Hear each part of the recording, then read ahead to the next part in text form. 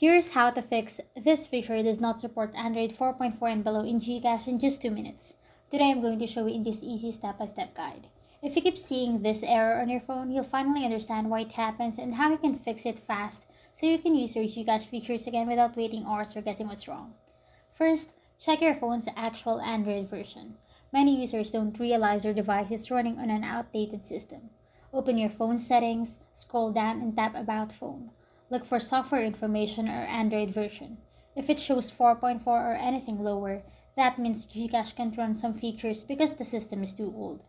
The quickest fix is to update your phone if an update is available.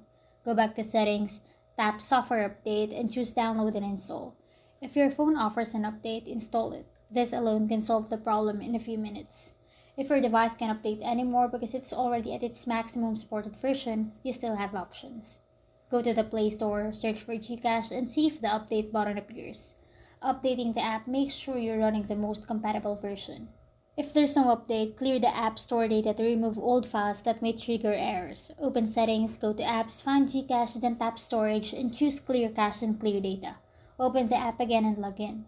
Often the error disappears after the reset. If the issue still shows up, use a different device as a temporary workaround. Log into your GCash account on a newer phone just to finish your transaction. Since everything is cloud-based, your balance and data stay the same. This helps you complete urgent tasks while deciding whether your current phone is still suitable for daily GCash use. To confirm everything is fixed, reopen the same GCash feature that previously showed the error. If it loads normally, you're good to go. If the error still appears, it means your device is simply too outdated for newer GCash updates, and upgrading your phone will be the only long-term solution.